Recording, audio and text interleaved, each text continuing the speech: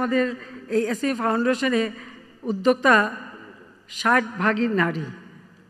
আমি আমার বোনদেরকে আন্তরিক অভিনন্দন জানাই, কারণ সমাজের একটা অংশকে বাইরে রেখে সেই সমাজ কখনো উঠতে পারে না, এগিয়ে যেতে পারে না।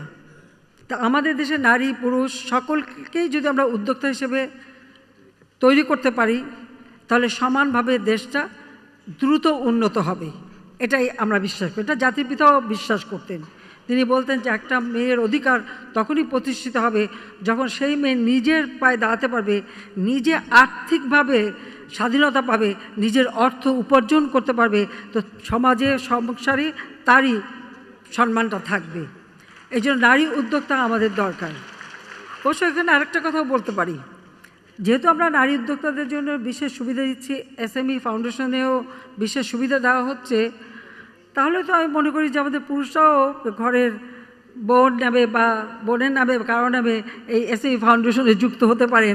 এই সুযোগটা আপনারাও নিতে পারেন, সবাই নিতে পারেন, সেই দিক দিয়েও কিন্তু ভালো সুযোগ আছে। তো এটা একটু পরামর্শ দিয়ে রাখলাম আর কি। কারণ অন্য কোনো জায়গায় তো 4% সুদে ঋণ পাওয়া যাবে না, কিন্তু এসএমই ফাউন্ডেশনে তো পাওয়া যাচ্ছে। তা আপনারা যারা পুরুষরা তারাও কিন্তু খুব ভালোভাবে এই সুযোগটা কাজে লাগাতে পারেন, বিশেষ করে আমাদের যুব সমাজকে বলবো।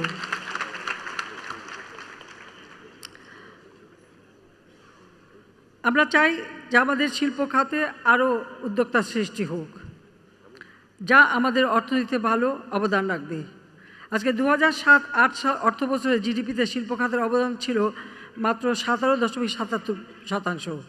আজকে 2022-23 অর্থবছরে তা বেড়ে 37.56% উন্নীত হয়েছে। শুধু জিডিপিতে অবদান বৃদ্ধি না, অর্থনীতির প্রায় প্রতিটি সূচকে বাংলাদেশ আজকে এগিয়ে যাচ্ছে। আমাদের মাথাপিছু আয় $2,793 উন্নীত হয়েছে, যা 2005-06 অর্থাৎ বিএনপি সরকারের আমলে ছিল মাত্র $543। আর সেখানে আজকে আমরা $2,793 উন্নীত হয়েছে। হয়তো আমরা আরও উন্নতি করতে পারতাম যদি না এই ইউক্রেন রাশিয়া যুদ্ধ, স্যাংশন, কাউন্টার স্যাংশন না হতো।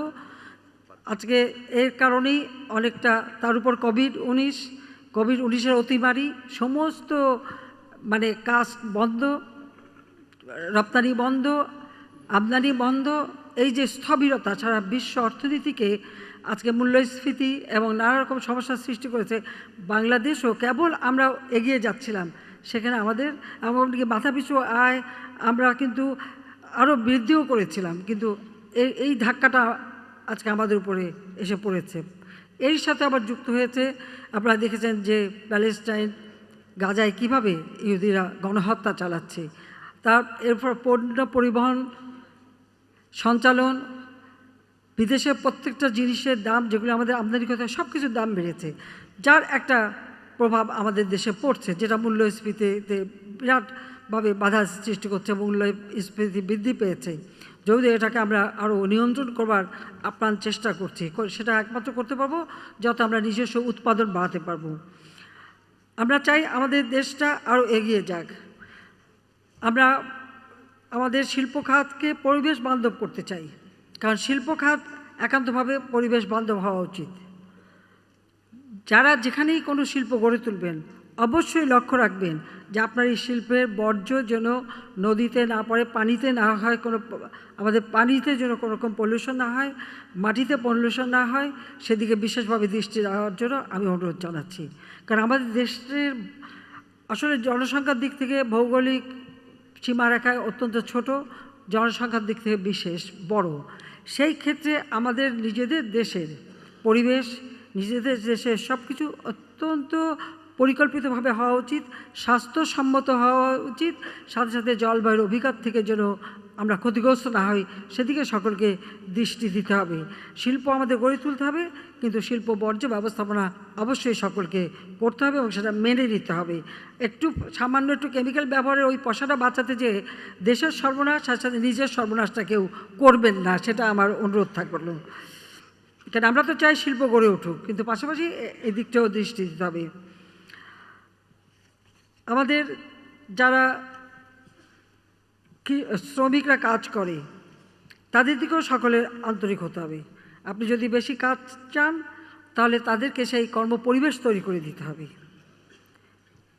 শুধু হুকুম দেওয়া হয় না, যা আপনি হুকুম দিয়ে অর্জন করতে পারবেন, ভালোবাসা দিয়ে তার থেকে অনেক বেশি অর্জন করতে পারবেন। আস্থা বিশ্বাস অর্জন করে আরও বেশি আপনি কাজ করিয়ে নিতে পারবেন। সেদিকে অবশ্যই সবাইকে দৃষ্টি দিতে হবে, আমি সেটা বলবো।